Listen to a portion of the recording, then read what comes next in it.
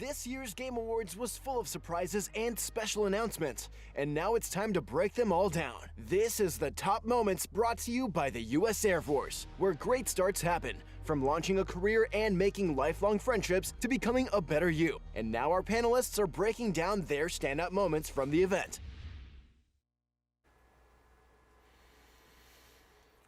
Welcome back to IGN's recap coverage of the Game Awards. The show is huge and packed with great moments. Now I want to talk about our favorite ones. Jada, let's start with you. My number one is Monster Hunter Wilds. Like, hands down, biggest announcement for the show for me. I was really hoping for a 2024 release date.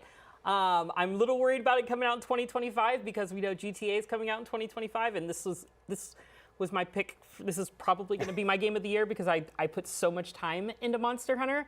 But man, oh God, it just looks so good. It looks so gorgeous. This 6th generation of Monster Hunter, looks like we're getting some new type of creature, some type of mount to ride. My big question, there's no palicos. There's no sight of any of the palicos, which is normally the little helper cats that help you out. They'll be in the game. Palicos have been there all the time. If nothing else, they'll be at the village. But yeah, a bunch of new creatures, it looks like. I don't recognize it. The desert setting is really interesting. I really like the desert setting, and like the sandstorm, that's kind of like, it looks like all the storm effects are just dialed up massively compared to what we've gotten in previous Monster Hunter games. See, previous games, Monster Hunter Rise was sort of a Southeast Asian kind of setting, and then Monster Hunter World was the new world. So this one looks more North African, perhaps. Yeah, for sure. So I like the new biome. Yes, the biomes look great. The creatures, the new monsters look awesome.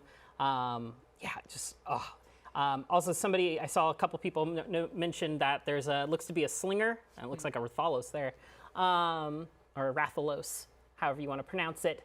Looks like they saw the slinger, so I don't know if that means Clutch Claw is also coming back from 5. Let's go. I would love to see the Clutch Claw come back. It was the best way for like mounting. Hopefully they'll balance it because it was a little too strong. It was a little OP, but it was fun. Exactly, and that's the most important thing, is it being fun. Yeah. But yeah, Monster Hunter. Wow. Are we thinking this is the follow-up to World? Yeah, yes, this is by the same team. Okay.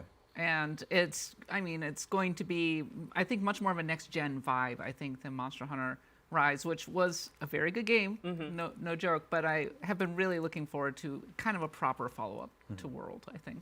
Is it strange that they don't show any of the cooperative gameplay here? I mean, that's such a huge part of it, right? It is a very big part of it, but I think they really just didn't want to like split the view or whatnot and showing. This is a very different Monster Hunter trailer than we usually get, because a lot of times they do show off the multiplayer and it's kind of showing off the weapons and kind of like there's no combat. They didn't also show really any of the star monsters. Yes. They showed a lot of the biome, and they showed the traversal and the fact that you can fly with your mount, apparently. They didn't They didn't really show a ton of these star monsters. I think they're trying to show the technology evolution and what they've managed to do with the engine. You brought up the weather effects, and I think that's a really good point to make, because it's very impressive how much more vibrant they are and powerful. If I could get one wish for this game that probably will not make it in the game, I want to see underwater combat come back from Tri. I know most people hated underwater combat, but man, I got so good at it and I really enjoyed it. And it would also be a great way to bring back Legiacris. So please, please give me underwater combat. With this and GTA 6, we're starting to get sort of a picture of what 2025 is going to look like, and there's going to be a lot. I think of big GTA 6 is in trouble, honestly. Oh, no. I don't think so. I don't know if it's I don't see this one getting 100 million views in a couple days, but man, I think it's going to perform really well in 2025 for Capcom. Destin, what was your pick of the show? Hellblade 2, hands down. Yeah. I was super excited to see just what they've managed to do with the game engine, and they actually showed combat. One of the things I've been waiting to see from Hellblade was, how have you pushed the combat forward? How have you changed it? Because one of the big criticisms about the original was it was pretty standard. You would kind of block and you would had the parries and stuff. Yeah, but it was light. It was fine though. It worked for what it was going for, because it was supposed to be more narrative driven, and they gave you the combat as kind of like the in between to like, so it wasn't, people couldn't complain. There's no fighting in this game. Jurgens has a blog where she actually posts some of the work that she does as the lead actress, and one of the scenes that really struck me was her practicing combat. So she would go in and then parry back, and getting to see that now in the game engine and how that looks being brought to life in Unreal Engine 5, it's stunning. Everything about what they've managed to do with this game, it's getting to the point where it's near photorealism. So I'm wondering, like, how soon until we're in that uncanny valley territory, or are we just not going to hit it because we've managed to make these games look so beautiful that we've just kind of gotten used to it. I would think maybe we might be past it. Yeah, exactly. Already. That's what I'm saying. This is nice. It's nice to see a lot of gameplay here. You know, Hellblade 2 was shown at the Game Awards 2019. I don't even remember what was shown back then, but then a couple years later, we got that awesome cinematic trailer with the giant. And then this summer, there was kind of that odd trailer that was the showcase of the facial animation. And here, finally, we just get a long look at combat. We did not get a release date, though. Yeah, that's definitely a valid criticism. We know it's 2024. We didn't even get a window. Like, give us that next tease of when it's going to come out.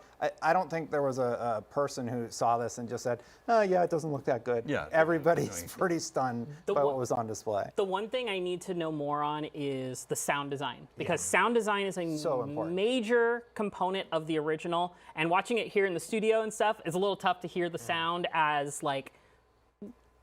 through a surround or through headsets. I wasn't able to do that for the trailer, so I got to go back and rewatch this later tonight with some headphones on and see how the sound design is in the trailer.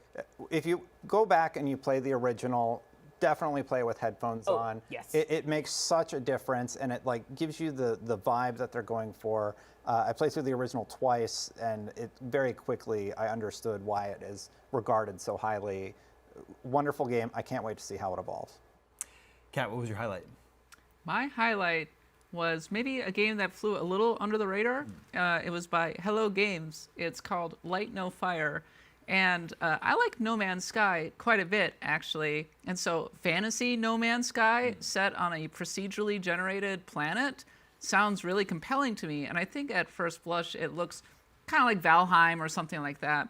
But I think what they were trying to endeavor to explain was that this is literally a life-sized Earth that you can explore, and I'm really compelled by the idea of being able to build a settlement with my friends, maybe go on quests or whatever kind of adventure aspect they have, because they managed to build in a lot of sort of RPG-style quest chains in No Man's Sky, or just start to venture out and explore. And if it's indeed a true open world, like an actual honest-to-God, literally this is a one-to-one Earth kind of open world, I think that opens up a ton of fascinating gameplay possibilities, and this game is gorgeous. I love the color palette on this one. Yeah. It's just, there's so many colors that are used and complementing each other.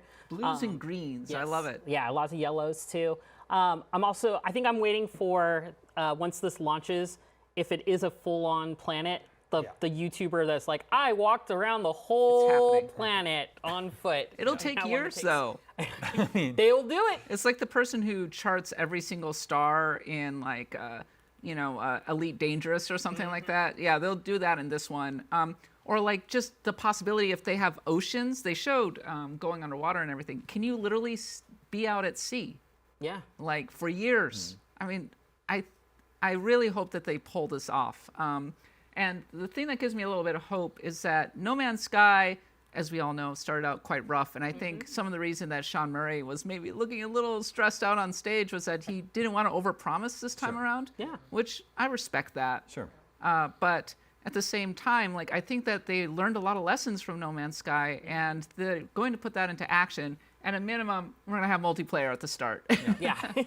So this planet is procedurally generated, but Earth is a very specific planet. So why do you think they're calling this Earth? Is it supposed to be us? I don't think it's supposed to be us. I think it is supposed to be a fantasy world. And the thing that I think the key word is unexplored. Right. I think that the suggestion is that there's a lot on this planet to find that maybe even the developers don't necessarily know what's going on with that. Maybe the players will be able to kind of unlock their own gameplay. I think one of the key lessons from Baldur's Gate 3 winning Game of the Year at the Game Awards is that reactivity Yes. and a gameplay that kind of spawns out of your actions is like maybe one of the most exciting forms of playing a game going forward. And I think the possibilities in a game like this are really strong. And also discovery, right? Right. And in this trailer, we see dragons, we see some sort of rabbit people Sentient with jackrabbits. a troll, Giant and this hummingbirds. giant monster that starts to move. So they're teasing just a few of the discoveries that we'll find in Light No Fire, and that has me more intrigued than anything. What are the stories that will unfold as you explore? And will I be fighting that giant, or will he be friendly? Like, what is that going to be like? Yeah, like Lord of the Rings is not just about the mines of Moria. It's a walking simulator, and Frodo and Sam walking across Middle Earth. I think it could be really compelling to get together a bunch of friends and just be like, how far can we get? Where are we going? We're going on a road trip, a fantasy road trip. Well, something that's not going to be a walking simulator is going to be the Crazy Taxi Yep. and stuff. Damon, I think that was your big one, right? The Sega Yeah, stuff? well, not Crazy Taxi specifically, but just the Sega stuff in general. They announced they're going to be creating new entries in some of their classic series, which include Crazy Taxi, Jet Set Radio, Shinobi, going really, really far back, Golden Axe, and Streets of Rage. And I'm a big, retro gamer. Everyone knows this about me. So if they're making, I hope they're just making, like we see in some of the footage here, new entries, but not trying to modernize them too much. There was a bad this Golden Axe game in the mid 2000s, Golden Axe Beast Rider, I think it was, trying to modernize it for the PS2 era. Yeah. So just make new versions of sort of classic retro style, 16-bit Sega games. I'm totally on board with that. What's a little strange is that they did have Streets of Rage 4 very recently, and that was excellent from Yes. .emu. So it's maybe they should just let .emu make Streets of Rage 5. I don't know. But I love Golden Axe. I love Shinobi. I think the smart thing, what I hope they're doing is just hiring really talented indie developers to do that for them. That's one of the smartest things Konami has done in years, is to allow the Dead Cells guys to bring Castlevania into Dead Cells. So cool announcement, cool news for fans of retro gaming there. Which of those five is your go-to from those? Is it Streets of Rage? Probably Streets of Rage. I think, the Streets of Rage trilogy on the Genesis are the best brawlers ever. I think Shinobi looks really cool. I think it looks really cool, yeah. Yeah, and Jet Set Radio, that one previously leaked, and having a fully HD cel-shaded version of Jet Set Radio as a remake, let's go. Yeah. The Crazy Taxi one is interesting. I know people love Crazy Taxi and they'd love to see that return, but the soundtrack is so important to that. Yeah. So are they just going to find new songs that work really well? Bring Offspring out of retirement. Right? You've That's gotta what have people are going to Offspring, say. Yes. That's what people are going to want. Okay. During the show, there was a little bit of confusion because we knew that they were going to be announcing the release date for Baldur's Gate 3 on Xbox. Surprise, it's now. And it was very, very near the end in a very short little commercial where it just said, it's party time, but they never said the words, it's out this day or it's out now. Mm-hmm. But yes, it is out now. Baldur's Gate 3 is out now on Xbox. It is party time. And also it won Game of the Year. And also it won Game of the Year. And a whole Yeah, bunch of congratulations, other awards. Valeria. Yeah. Yeah. Yeah, we're seeing a real... I've been a little bit surprised lately. I think for most of the year, I was just assuming that it was Tears of the Kingdom was just a shoo-in, but people are coming out for Baldur's Gate 3. Yeah, I had a feeling as soon as Tears won the action adventure, I was like, oh, that means Baldur's Gate is winning. I'm glad that Tears won Yes. a thing, a major category. It deserved it. Yes, 100%. It would have been really crazy for that game to get snubbed at the Game Awards. Yeah, that would have been just an all-time snub after everybody was like, well, this was clearly not just the best game of the year, but one of the best games of all time. Oh, it didn't win anything. So Yeah, I counted a few of the awards. Best performance, great speech, by the way, I thought up front. Best RPG, best multiplayer, player voice, and best community sport. Those all went to Baldur's Gate. All went to Baldur's Gate. Alan Wake also received much acclaim during the awards show. Well deserved. yes. I think also Baldur's Gate 3 probably has a chance to do extremely well in a lot of the other major awards shows, like the Game Developers Choice Award and the BAFTAs. That doesn't always happen. I think these other shows tend to break sharply from the Game Awards, but I think Baldur's Gate 3 is going to be kind of sweeping it, much like Elden Ring did for much of the other earlier this year.